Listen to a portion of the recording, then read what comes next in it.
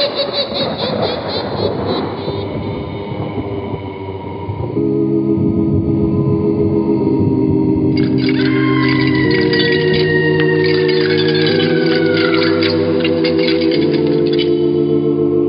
Mysterious Old Radio Listening Society podcast.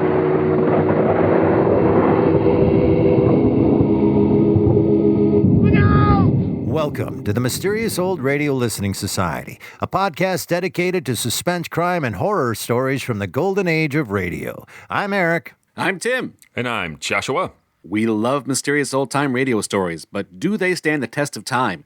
That's what we're here to find out. Today I've chosen an episode from Candy Matson, Yukon 28209, The Devil in the Deep Freeze.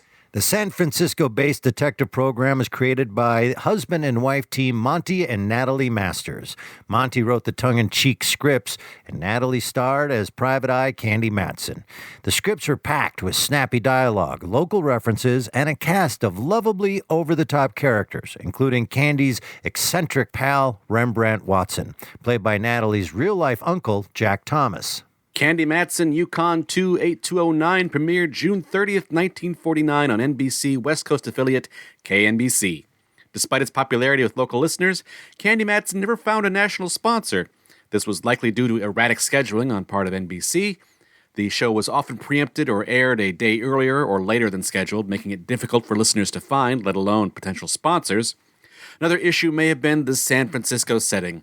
The local references that made the show successful in the Bay Area likely made it less appealing to nationwide sponsors. Candy Matson, Yukon 28209 ended April 29, 1951, after 91 episodes. Sadly, only 14 of those episodes are known to be in circulation today. But why focus on the negative when we can forget all our troubles and listen to Devil in the Deep Freeze from Candy Matson, Yukon 28209, first broadcast September 30th, 1949. It's late at night, and a chill has set in. You're alone, and the only light you see is coming from an antique radio. Listen to the sounds coming from the speaker. Listen to the music, and listen to the voices.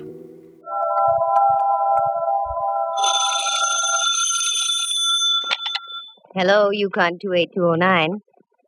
Yes, this is Candy Matson.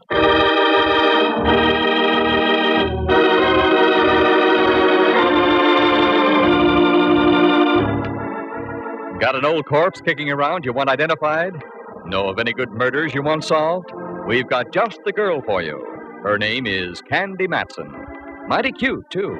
She fills out a size 12 suit to just the right proportions. Soft blonde hair, 2 sparkling blue eyes, and all in all, she looks as though she might have stepped right off a Varga calendar. And what's more, she's a private eye.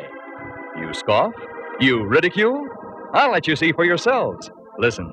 She's talking on the phone right now. Hello, Candy Matson. Hello, Miss Matson. I'm afraid you don't know me. That makes it even. You don't know me. Let's go from there. I've read about you in the papers, Miss Matson. You handle confidential cases. That's right. However, there's a little matter of a fee involved. Yes, I know. I can pay. That's item number 1. Now to item number 2. What's the confidential case? I can't possibly tell you on the phone, Miss Matson. I said it was confidential. Okay. Where do you want to talk? I am the proprietor of a restaurant, the Charlemagne in North Beach. Oh, yeah, I ate there once. Oh, that's nice. No, it wasn't. I didn't like the food. Oh. However, I'll overlook it. Do you want to talk in about an hour? That will be fine, Miss Matson. Good. And your name would be? Martinello. Carlo Martinello. Okay, Mr. Martinello. And have some ink in your pen. It costs money just to talk.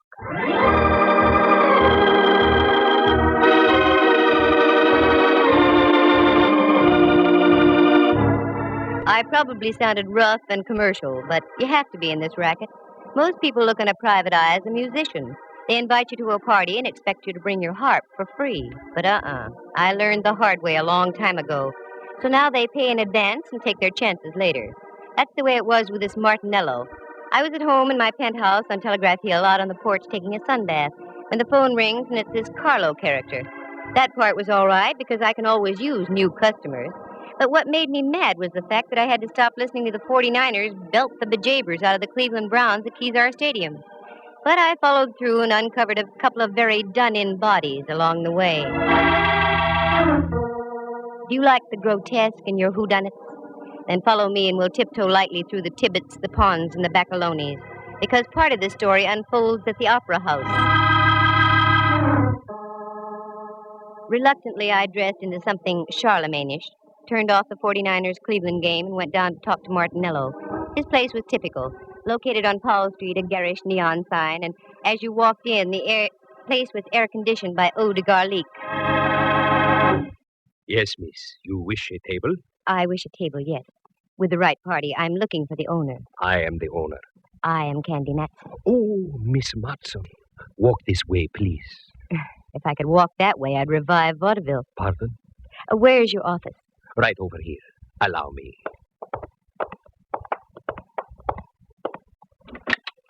After you, Signorina. Thank you, senor. Here, sit down, please. Thanks. Now, Martinello, what's on your mind? Always, all my life, I have run a very nice, respectable place. Mm-hmm. Until this morning. What's with this morning? I go down to the basement. My icebox is down there. That is where I keep all my meat. So, you wanted some ground round? Oh, no. Perhaps I'd better show you. Please, you will come with me. Martinello led the way out of his office and down a flight of stairs. A cold blast hit my face. A musty aroma smothered my nostrils, and if I had had a phobia about darkness, I'd have ducked out then. But I followed the guy, and we ended up in front of a refrigerator about the size of an Inquisition chamber. He opened the door, and it was the usual restaurant icebox, choice legs of lamb hanging from hooks, potential fillets, and thick New York cuts. The box was cold, and I started to shiver. Not from the refrigeration, though, because over in the corner was a man. He looked like something out of a long-lost Arctic expedition. He had a long, flowing mustache, every bristle of which was coated with ice.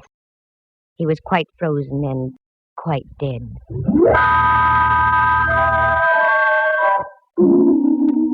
I slammed the door shut and reeled out. The sight had staggered my thought processes. Martinello reached over by a salami-slicing table and turned on a Mazda, a weak affair that cast dim shadows about the damp basement. Is that your little surprise? Yes, Mr. Matson.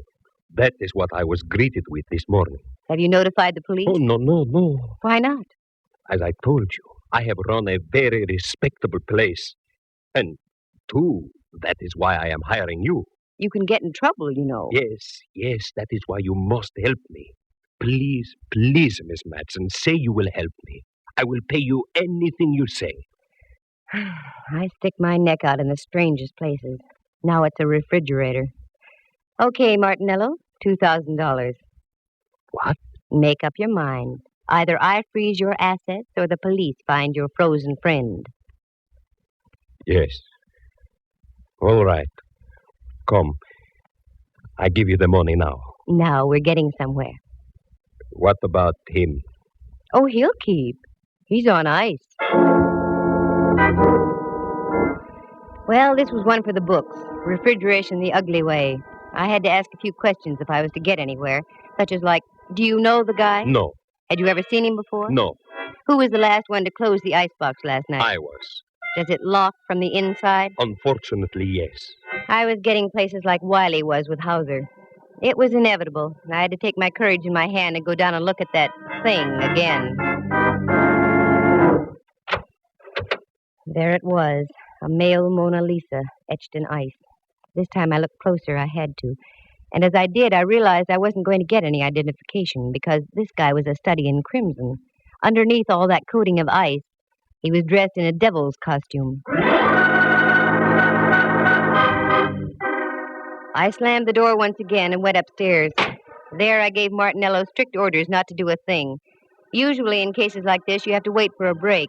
They come along like a forcing hand in poker. So I went home to do some thinking. As I arrived, there was an old friend of mine, Rembrandt Watson. Hello, Dove. I'd almost given up. Rembrandt, how did you get in? Your door was open, dear. I took the liberty of coming in. Oh, sure, that's okay. How are things, Candy? All right, I guess. I'm kind of bushed, though. I feel about as devaluated as a British pound. You look wonderful, Dove. What's wrong? I've got a deal, but I don't know where to start. Anything I can help you with? No, thanks, Rembrandt. If I told you about it, you wouldn't believe it. I've never doubted you in the past, dear. I know. Well, I was just called in by a minestrone merchant in North Beach. The guy is stuck with a corpse. That's about par for the course. The deceased had been sealed in the icebox overnight. I've never seen one like that before.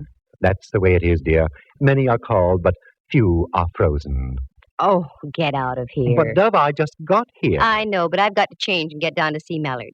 I'll wait for you, Candy. I haven't seen the gumshoe since before me vacation. All right. I'll be with you in a few moments. I did a fast change, and Rembrandt and I climbed into my car, and we dropped off Telegraph Hill on Don Kearney Street. The Hall of Justice, where Mallard hangs his star, is only a few blocks away, so we made it in about 5 minutes. Inspector Ray Mallard, Homicide, San Francisco Police. A lovable, shaggy dog type of character. Very keen with the crime, but dumb with the dame. Me, for instance. If I want him to say yes, he says no, and vice versa. Well, my ever-loving Candy. What's new in the private eye business? Very little. How's the legitimate flatfoot racket? Oh, we're holding our arches up. Well, and Rembrandt. I haven't seen you since Pup was a Hector. Please, Inspector, you're metting your mixophores. Who writes this dialogue? I'm pretty weak, I know. What's on your mind, Candy? A character named Carlo Martinello. Have you got anything on him? What's so funny, Mallard? Nothing, except I eat lunch there about every day of the week. Well, answer my question. Well, there's nothing on Martinello. Arrested a couple of times during Prohibition. He was dabbling in grappa a la under the table. Have you got a case against the guy, Detective Matson? Oh, cut it out. No, seriously. Why do you want to check on the guy, Candy? No reason, just thought I'd ask. Uh-huh. Well, Martinello's okay. Just trying to make a living. Only thing I don't like, he loves to sing to his customers. That'd be enough to bankrupt him right there. Anything else I can do? No, that takes care of everything. I tell you what, I'm through in about an hour. I'll take you up to Martinello's for dinner. You can see for yourself. No, that's all right. Okay, Candy. Give. Why, Mallard, dear, what on earth do you mean? You know something about something. I want in. Mallard, and I want you to believe this. I mean it sincerely. If I knew something, you'd be the last to know about it. He's got something there. Come, Dove, leave us a while. I hate to do things like that to Mallard. He's been of great help to me in the past. More than once, he's saved my life. But on a deal like this, you have to play it close. After all, a girl has to make a living. For the first time in a long time, I was completely baffled as to where to start. Something had to be done about that cadaver in the icebox, but what? While I was beetling my eyebrows, Rembrandt invited me up to his place for tea. He lives on California Street, just down away from Old St. Mary's, and only a bail bond broker's reach from the Hall of Justice. So I accepted. Do forgive the looks of the place, Candy, dear. I had a meeting my philatelist group last night. Philatelist? The stamp collectors, dear. Well, I know what they are, but I didn't think they could make such a mess. You don't know philatelists. Sit down, Dove. Make yourself comfortable. I shan't be a moment. That's all right. Candy, dear, why the wrinkles? I've got cause for wrinkles. This chap in the icebox, Rembrandt.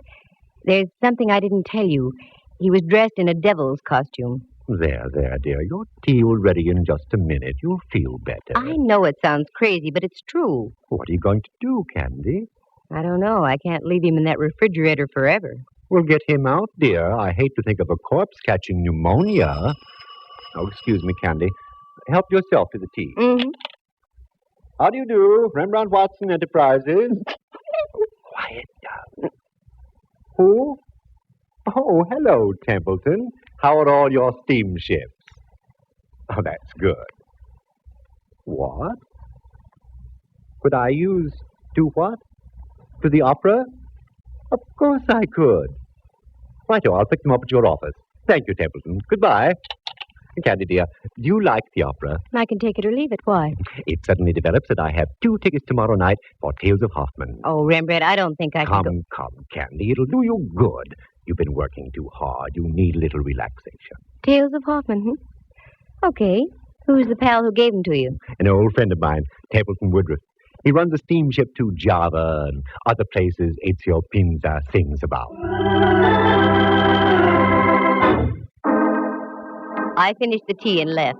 Right then, the only opera I could think of was the one going on in an icebox at Martinello's. I've always tried to play straight with Ray Mallard, so I decided to tell Martinello my plan.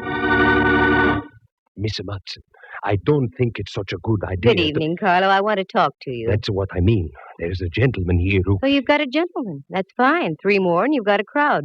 What I want to talk to you about is this. You don't understand. The gentleman I'm talking about is from the police. The police? Yeah. Hello, Candy. Mallard. How about some scallopini? Well, up jumped the... Hello, Mallard, dear. I had an idea you'd like dinner here tonight. Do you know my boy, Carlo? Yes, we've met. How do you do? How do you do? The signorina wish something to eat? No, thanks. I want to talk to you, though, Mallard. Sure. Come on into my booth. We'll share some salami. No, thanks. I want to see you downstairs. I don't think the food's as good down there. I agree, but it isn't the food. I'm talking about murder. Once again, I headed down into the catacombs of the Charlemagne. This time the act was a double. Mallard was right behind me. Then I looked around. We were a trio. Martinello was right behind Mallard. This is it. This is what? This is an icebox. Inside, you'll find a body dressed in a devil's costume. Okay, Carlo, let's humor the lady. Open the thing, will you? Yes, I'll open it.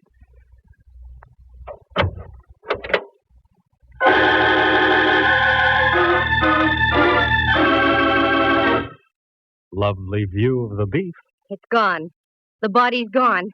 Okay, Martinello, start talking and make some sense while you're doing it. Please, Miss Matson, I don't know anything. I haven't been down here all day. Get rid of those arched eyebrows, Martinello. You know something. What is it? Wait a minute, Candy. I'll do the questioning. In the first place, Carlo, was there or was there not a body in here? Well... Sure there was. He can't deny it. Here's a check for $2,000 signed by Martinello himself.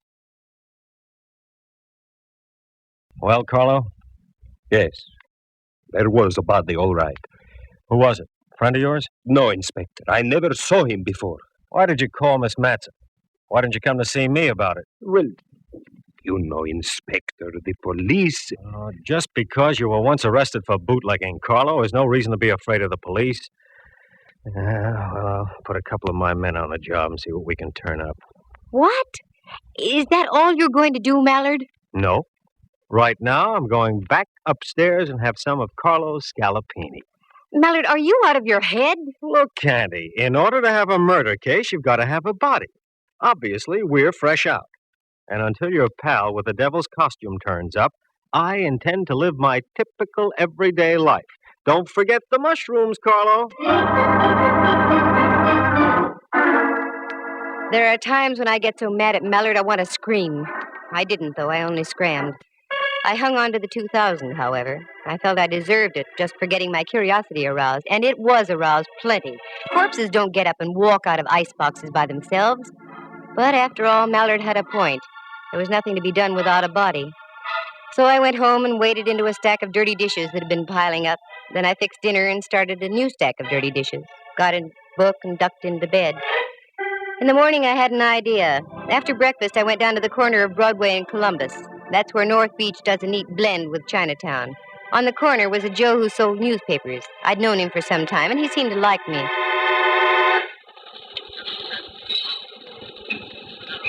Hiya, Butch. Well, hello there, lady. How are you? Good, can't complain. Who won the football game yesterday? Yeah, funny thing. I got all the news right inside here for 7 cents. I get your point. Give me a chronicle, will you? Sure. Here. Thanks. Who do you like in the feature at Bay Meadows? A goat named Candy. What did you say? There's a pig named Candy running in the 7th. Take it or leave it. What a tip. I don't get it. Well, what's really on your mind, lady? Here's a 20. You can play it on Candy all for yourself. Well. Do you know a gent named Martinello, Butch? He owns the Charlemagne down the block. Sure. What about him? That's what I'm asking you. What about him? Oh, he's all right. A little screwy, but he keeps his nose clean. Is that all? Yeah. Should there be more? I don't know. Thanks, Butch. I hope Candy pays off.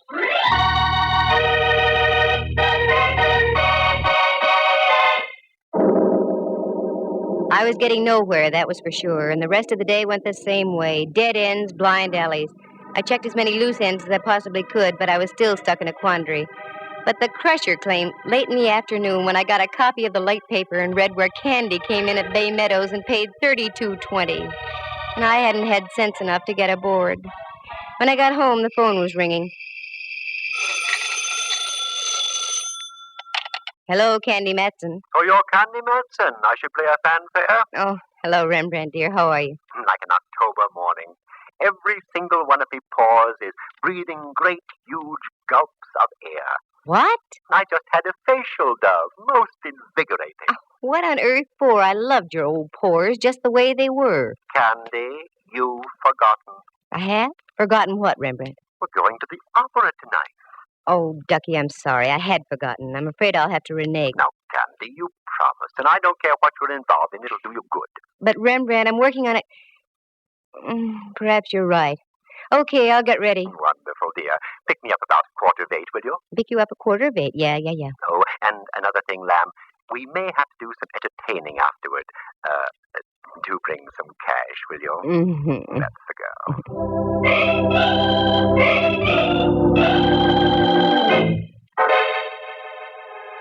That Rembrandt, always stony broke. I guess photography isn't what it's cracked up to be.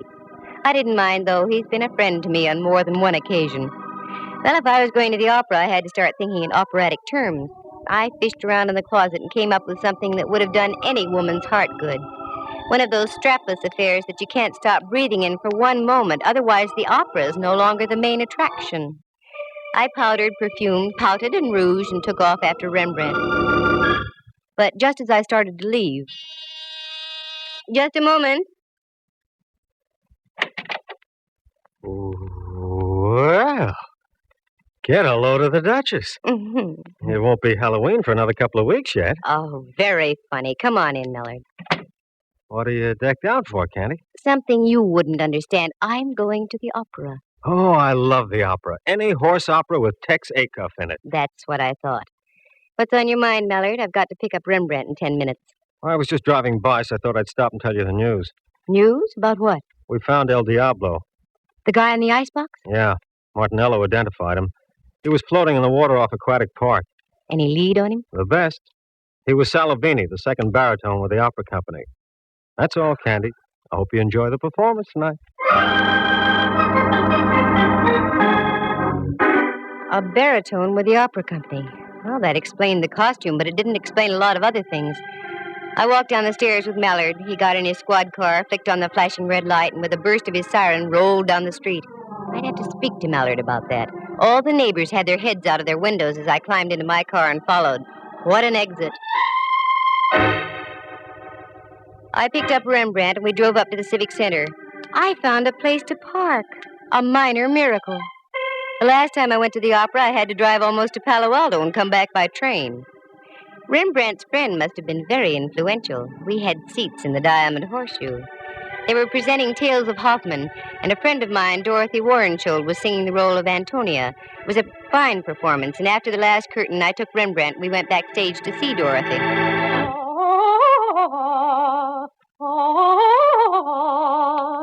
This is her dressing room, Rembrandt.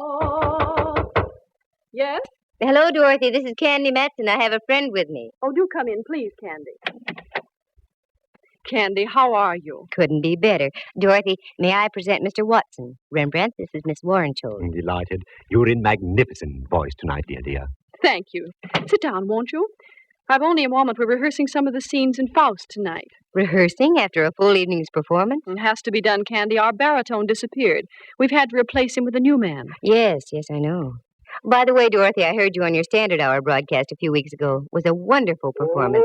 I'm glad you liked it, Candy. I always look forward to those. What are your plans, Dorothy? Well, the season closes here, and then we open in Los Angeles. Oh, yes, of course. Excuse me. Mm-hmm. Come in. Oh, I'm sorry. I didn't know you had guests. That's all right. Oh, Candy, I'd like to introduce Rolf Herberts. This is Miss Matson and Mr. Watson. It's nice to know you. Mr. Herberts is our new baritone. Oh, yes. That's why we're rehearsing tonight. I won't take any more of your time, Dorothy. I just thought we'd save a few moments of rehearsal if I told you that I don't move in that last scene. I sing upstage. That will leave you free to take as much stage as you like. Fine, Rolf. That will save time. Thanks. Oh, not at all. Glad to have met you, Miss Matson. Mr. Watson. Nice to have met you, sir. See you on stage, Dorothy. Yes, Rolf. Rolf has a wonderful voice, and he's a good actor, too. You know, I think he'll be even better than Salavini. I've seen him before. Oh, yes, he's been in pictures and on the concert stage, and in opera, too, but he's never really had a good break. This might be it. Uh-oh, that's it, Candy. I'm sorry, but I'll have to leave. Certainly, Dorothy. Say, why don't you stand in the wings? You can watch the rehearsal if you'd like. Oh, I'd love it. Come on, then. Follow me.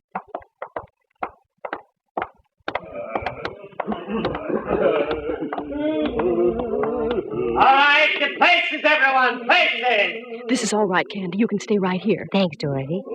Glad to have met you, Mr. Watson. Also, as we used to say in the theater, go out there and kill 'em. See you later. Where is Miss Waddenshaw? Ah, there you are. Herbert, where's Herbert? I saw him just a moment ago in the dressing room. Well, it's late. We've got to keep moving. Please, somebody find Herbert.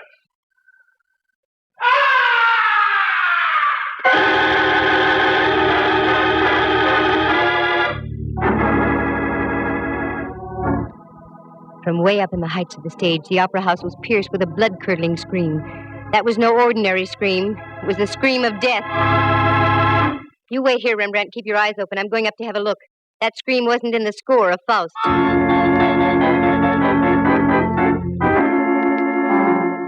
I punched the button for the backstage elevator. It's a good thing they work fast and are speedy. Once inside, I pressed the button for the fourth gallery. I got out. This was the top of the opera house. The place was loaded with old sets, props, papier-mâché alligators, gold goblets. Then, over on the other side of the catwalk, I saw it. The body of a man all crumpled and distorted. I hit the catwalk and ran over. It was 100 feet above the stage, and as I looked down, I could see a score of strained faces looking up through the darkness. I got on the other side and bent over the body. It was that of Rolf Herbert. Candy, down here. I think your man just dumped down underneath the stage. Again, I did a Mel Patton. The elevator shot me down to the stage level, and there was Rembrandt, wild-eyed. He came down the elevator on the other side, Candy. Then he cut across the stage and down those steps. Come on, Rembrandt, follow me. I may need help.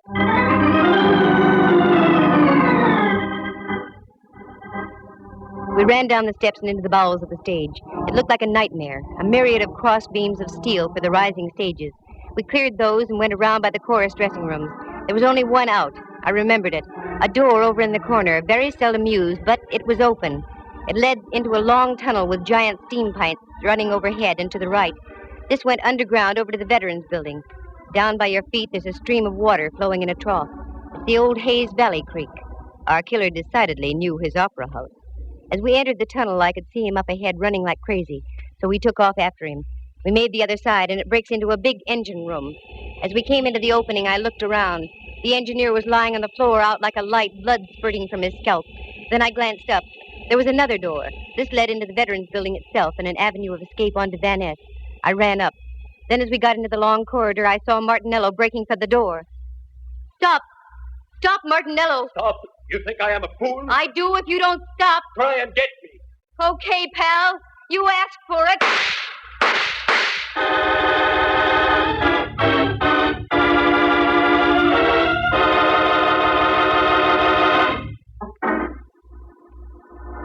It was the first time I had ever shot a man. It didn't feel good. But he lived, and later the doctors of law gave him a little pill.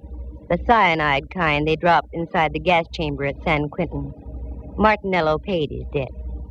Details? Sure, I'll fill him in now. Martinello loved to sing. Ray Mallard had told me that. For years, Carlo had been hanging around the opera house hoping to step into a role. This season, a director had jokingly told him that if he ran out of baritones, he'd let Carlo take over. Carlo took him seriously. He lured Salavini down to his restaurant on a fake emergency call, costume and all, and did him in. But then he became frightened. That's when he called me. It was worth $2,000 to have me hush things up. But I don't operate like that. He had a hunch I was going to tip off Mallard. That's when he removed the body from the icebox and dumped him into the bay. Carlo had also been at the performance of Tales of Hoffman.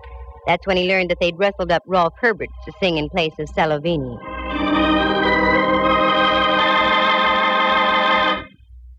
By this time, Martinello was obsessed with the idea of singing in the opera house, and wouldn't stop at anything.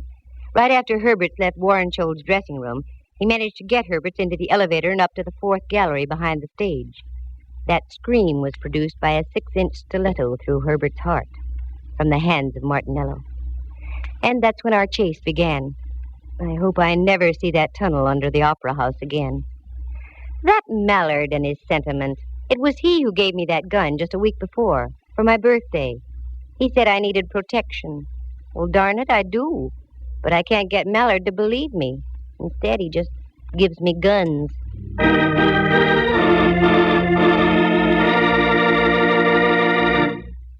Listen again at this same time next week. For excitement and adventure, just dial Candy Matson, Yukon 28209.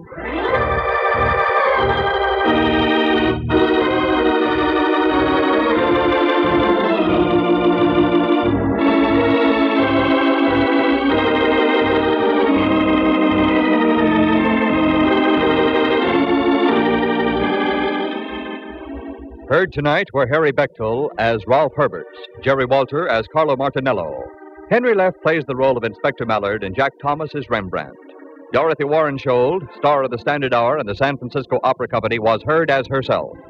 The program stars Natalie Masters as Candy and is written and produced by Monty Masters. With the exception of Miss Warrenshold, any resemblance to actual people in tonight's play is purely coincidental. Candy Matson comes to you from San Francisco. This is Dudley Manlove speaking.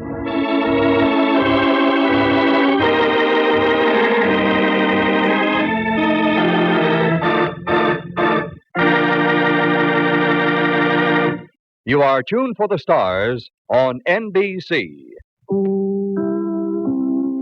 That was The Devil in the Deep Freeze from Candy Matson, Yukon 28209, here on the Mysterious Old Radio Listening Society podcast. Once again, I'm Eric. I'm Tim. And I'm Joshua. And again, as we head into this 2021, we are selecting our own instead of these themes and listener requests. And we're not selecting anything. Joshua is selecting shows for us. And this one, again, came from Joshua, said, here, listen to this. Now, I'd like to point out there's no animosity toward that. First of all, it's a lot less work for me when you say, here, listen to this. Thank you. Second, your slugging percentage is over 600 with me. You do very well. And when you send me a Candy Matson, even if I end up hating the episode, there's no way I'm going to end up hating the episode in the sense of it's worth listening to any Candy Matson just for the patter alone, just for the dialogue ridiculousness of the whole thing. So thank you. Why did you pick this Candy Matson out of the 14 that are still in circulation? For the banter. I was torn because I think there are a number of Candy Matsons with plots that actually make sense, unlike this one. But of the 3 or 4 I listened to choose one, this one made me laugh the most. And most of all, I associate Candy Matson with fun and joy and a big smile on my face when I'm listening to it. So I decided to go with dialogue over narrative. And when the stories don't hold together, they're still fun stories. Right. The set pieces are always fun.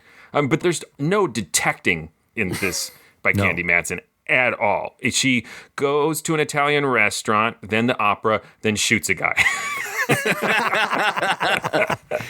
Yeah, I'm so glad you brought that up because I have a lot of plot questions. And I was enjoying myself, but when it was over, I ended up saying, what just happened?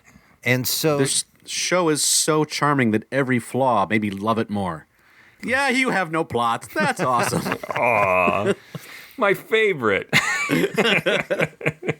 The best I can figure is a guy killed a guy to get into the opera. He also owns a restaurant.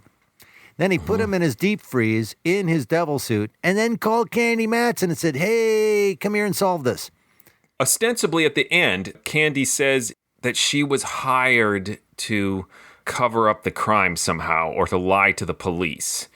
And I don't understand the logic why if you murdered somebody, you would hire a private eye and give them a check with your name on it and tell them there's a body in my walk-in freezer. Plus, if you have that kind of meat hanging, you got some serious butcher tools.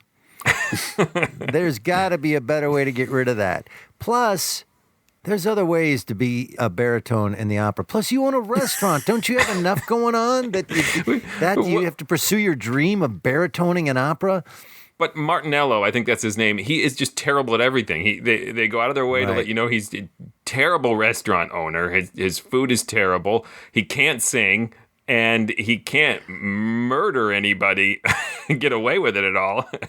So he's just a 3-time loser. But the cop eats there every day. Well, it's Mallard. He's a big dumb cop. I think that was kind of the joke.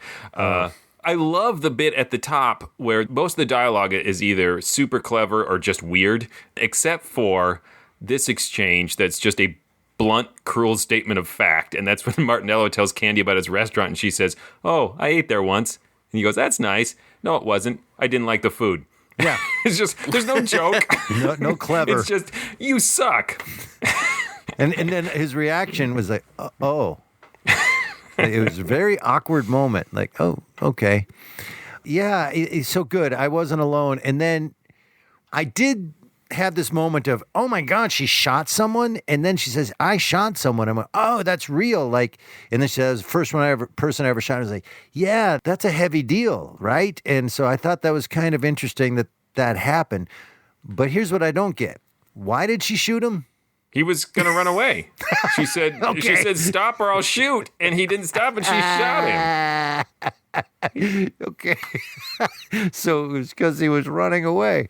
Yeah. I'm not going to make any statement right now at all. I mean, if he was threatening her in any way. The food was terrible. Okay, you're right, Tim. You're right. You're right. Yeah, It was her Yelp review, is to shoot him in the back. Yeah, it just didn't seem like enough cause for her to shoot and murder her first person ever. We're making dark jokes in a modern context, but I mean, I do think in 1949 or 1950, whenever this was, he's been established as a guy who's just murdering people left and right. He's just stuck a 6-inch stiletto into this other tenor. So I think in the world, you're supposed to believe he is a danger to everybody. Take a wild guess and think that Eric, like me, thought he was stabbed with a shoe? Yeah. When that came out, I was like, how hard do you have to push? And how much do you have to just sit there and take it before that shoe makes penetration and goes into, and by the way, into the heart? Or are your stilettos really that sharpened? And why? Why are they so sharp that you could go thunk and it would go right through flesh and bone and into the heart? Well, that's your problem as listeners, not not the script. Problem? I love That's how a bonus. I love how you made it our fault. Yeah, I can write anything I want. If you don't like it, that's your fault as an audience member. Not on me. Yeah. Think harder, listen better. F. Yeah. Speaking of listening badly, am I the only one who heard some entendre? I can't read the exact question that was to Mallard about his sausage, but then she wanted to take him downstairs. Yeah. That's some saucy talk there, right? That's not just me imagining that. No, as soon as they're in the Italian restaurant, like everything he says is a double entendre, it feels like. It's naughty times, yeah. Come into my booth and have some of my sausage. I mean, it's not even, he's like, single entendre. Yeah. Let's have sex on this table. That's what he just have said. If you know what I mean. Nudge, nudge, wink, wink. Here's another thing that was really disconcerting to me. I never found out if San Francisco or Cleveland won. See, I was just like, this is some football thing. Eric will give us some context. No it's context. Significant. What was the year of this? I can't remember. 1949, I think. Yeah, it was Cleveland. Cleveland won. You're just saying that. No, I based on the strength of teams back then. That's 100 years since the San Francisco team was established. Because they're the 49ers. I didn't look this up, and this is off the top of my head, but the 49ers could not have been around very long in the NFL was still in its infancy. But anyway, I do like that line by the guy selling newspapers. You can find out for 7 cents. Stop asking me who won the game. That scene with the newspaper guy and bookie serves like zero purpose to the story. I mean, don't get me wrong. Again, I love everything about it, but it just exists to make it look like Candy did anything resembling detective work. She just has to go out and find a guy that she asks, hey, You know anything about this guy who owns the Italian restaurant? Not much? Okay, let me place a winning bet in your name. And, and like that's the end of the scene.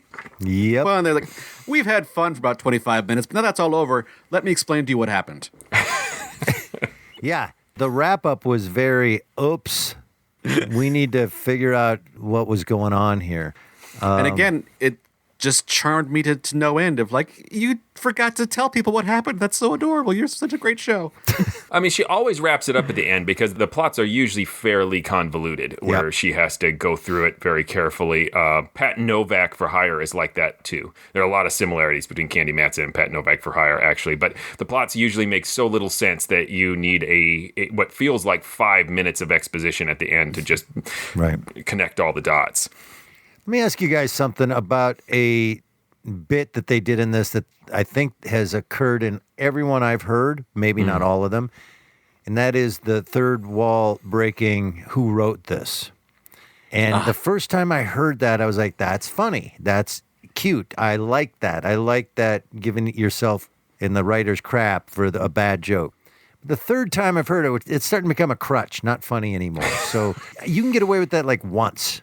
You can reference yourself all you want and but it's the same joke. Who wrote this is the same joke. I hate to break it to you, but she got away with it 91 times. That's how many episodes they did. So you can get away with it more than 3 times, I think. I placed it right after Meeting My Mixophores, which like... Yeah. They won 10 seconds of old tired joke for me. Like, good enough. That does it. This made me think, was that a game that they played? It made me wonder if it wasn't in the script, but they just agreed that somewhere in the script someone was going to put that at the point where they thought the jokes got too stupid for words. Because the reaction by Mallard in this one seemed very non-character and more actor. It was, there was a smile to it. I'm going to tell myself from now on that was it. There was a game they played. And if that's the case, then I love it. It's extra funny to me, too, because every time she says, who writes this dialogue, as the listener, you're like, your stupid husband. Right. And I think that's kind of intentional. They put it in at moments of where the writer has already sort of like poked the head out and like, I can't remember the line before that of Meeting My Mixophores and when Pup was just a Hector. That is needlessly cute. Cute's not the right word, but... Clever? Yes. Too clever by half. Yeah. And he's not even mixing his metaphors, technically. He's just having an attack of, dyslexia. He's switching it around, but it's the same metaphor. It's like a spoonerism with the whole word. Yes. But that's not as funny of a line as meeting your mixophores. There's a great line when Martinello says, walk this way, and Candy says, if I could walk that way, I could revive vaudeville. I think that's the line that made me bring this to the podcast. I was like, okay, this is going to be good. Or the pun award goes to Rembrandt's, many are called, but few are frozen. 70 years old, and it just kills me. It's amazing. Yep. And some great over-the-top alliteration that these crime shows always want to do. When she says, keen with crime, but dumb with the dames. It's just fun. How's the Flatfoot racket? Oh, we're holding our arches up. I love that line. I love that. FYI, they played to a 21-21 tie, San Francisco and Cleveland in 1949. But Cleveland went on to win the championship. So she missed a great game. Any other thoughts on this one, gentlemen? So many. Rembrandt belongs to a philatelist club, which just, I think, intentionally sounds like something that might involve putting your car keys in a fishbowl. I know it's a stamp enthusiast, but it involves licking. What requires being cleaned up after, too. Yeah, at this point, Candy Matson could just slap me. I'm like, good job. Good job, Candy Matson, slapping me. Herself or the show? The show.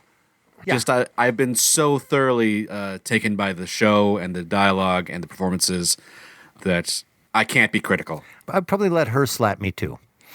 Sure. Yeah, why not? Go ahead, slap me. I don't care. She's got a gun. What am I going to do, stop her? Is this the same guy playing Rembrandt as in other episodes? Yes. sounds Jack Thomas. It's supposed to be her uncle. I've read it in numerous places. Right. The character seemed a little different than in other episodes I've heard. He's not drunk in this. Like some Right. episodes, he's clearly inebriated. Right. I listened to one episode in which it was stated very explicitly that he had given up booze. So I don't know if maybe they got complaints, but I don't think this was the era in which people complained about people drinking. About anything. I wonder if it was just writing as Jack came in. All right, Rembrandt's going to be drunk.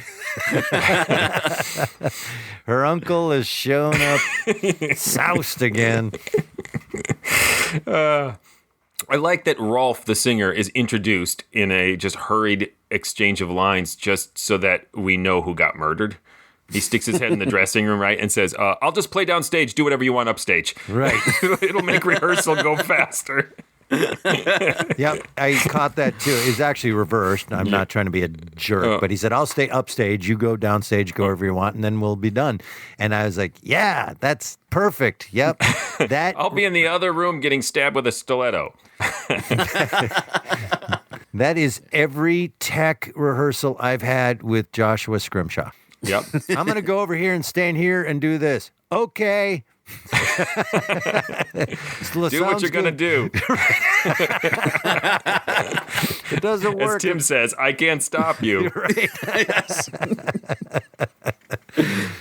Oh, and then I thought it was interesting that Dorothy Warnshold was a real opera singer, as they mentioned at the very end. She played herself, and I looked that up, and she was a soprano who worked for the San Francisco Opera and did a lot of radio work during the 1940s and 50s in the Bay Area. I also looked Dorothy up, and she tied Cleveland 21-21.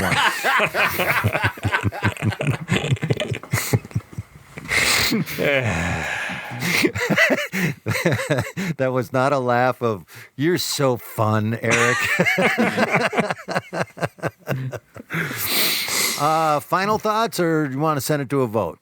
My final thought, though, is, again, this contains one of those weird ideas that you shoot a guy and you're relieved, at least I didn't kill him, and then she immediately goes into the quip about him being put to death in the gas chamber. Like, I saved his life to die in the gas chamber. And it made me wonder if Martinello met Roger from last week's Escape in the gas chamber.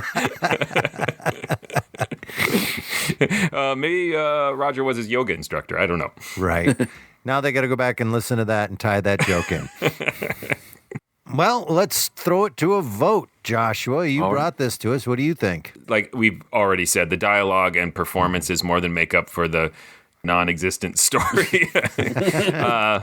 There's just something inexplicably charming about the show's devil-may-care attitude toward plot and logic. Like Tim said, I don't understand why, but it somehow works. In all seriousness, though, I do think Monty Masters and all the people behind this must have known that that's what the audience really liked. They weren't there to listen to a mystery. They were there to hear fun wisecracks being thrown around and to just appreciate the characters.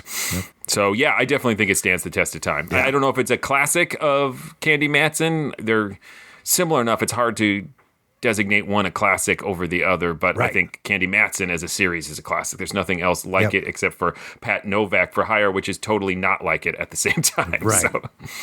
I would agree with that exactly, that Candy Matson as a whole is a classic. Individual episodes, these are not towering achievements in radio production, but everyone we've heard so far absolutely stands the test of time. Any person listening now, I think, would just fall in love with it. There's something wrong with you if you don't love Candy Matson, by gum. So, yes, stands the test of time. Sorry for my language. Oh, yeah. We just lost that one really cranky listener who doesn't like Candy Matson. Or gum. I would say that Candy Matson is a show that you could take to someone who's like, I'm not big into old-time radio, or I haven't listened to much of it. And they'd say, oh, yeah, that certainly is a period piece, and it's quaint, but they certainly would have a lot of fun with the dialogue. I would have a hard time thinking that anybody would listen to this and not crack a smile and go, okay, that banter's hilarious, or at least quaint and interesting and fun. This show is fun, and I think Joshua hit it on the head. I don't think they ever cared about the plot. I think this was about banter and about the back and forth. I think what they really were focused on, to be honest with you, is the underlying will she ever get together with Mallard was like the only plot point that they really cared about and really focused on. And the rest was all this stuff happened while I again tried to, get some sausage in a booth. And so, but I do thoroughly enjoy everybody's performances. It's even more amazing when you consider it's a husband and wife team. These aren't giant big name stars. This is, please forgive me, but local community theater almost type people that have struck gold and came up with a really cool concept and some great fun. And that's all it is. Yeah, to give a little extra praise, Candy is a great character, hilarious to listen to. Rembrandt is, but the actor playing Mallard, too. I mean, that's just a straight guy character. He does a fantastic job. He does. Keeps up with all the patter. Absolutely. It's always interesting to me when I listen to Candy Matson. I'm like, none of these people went on and did anything else. I think there isn't a lot of resume outside of Candy Matson. Natalie Masters went on to be in TV. She was a character actor through into the 60s and various small roles on television. So she did continue to get work. I'm just saying bigger. If I would have heard Candy Matson and been one of those people that can pull the trigger on stuff, I would have given her her own television show. Like her ability to carry You would have shot scene. that baritone in the back. Correct. As it ran away from me, screaming, "Please don't shoot me. I'm just murdering baritones." Baritones, yes. All right, Tim, tell them stuff. Hey, please go visit ghoulishdelights.com, home of this podcast. There are other episodes there, other episodes of Candy Matson. There's a feature where you can look up by series, like I want to listen to other episodes of this particular series, and you can do it. You can also link to our social media pages. You can leave us messages, recommend episodes to us. You can vote in polls. Let us know what you think of these episodes. There's all kinds of things. Take a look. You can also go to patreon.com/themorals and support this podcast. We really appreciate it. We cry a little each month when we get a check. Tears of joy and gratitude. So thank you guys who've already supported us. And if you are interested, go check out what sort of benefits we do. Monthly Zoom happy hours with all of our Patreons. We have members-only podcasts. We have membership cards. It's the real deal, people. Check it out.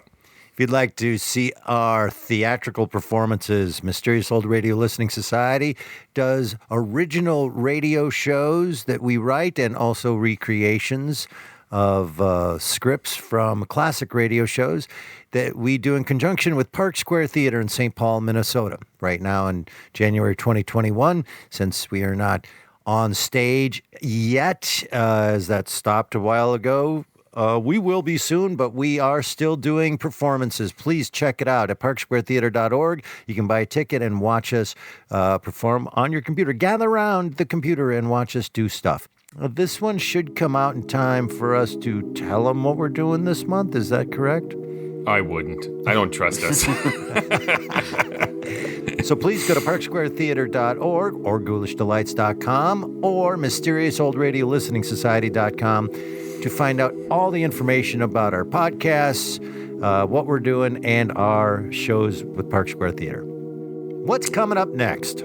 Next, we have another choice by the egomaniac that is me. It is going to be Only the Dead Die Twice from Inner Sanctum Mystery. Until then... Look out! Who writes this dialogue? Your stupid husband. Right.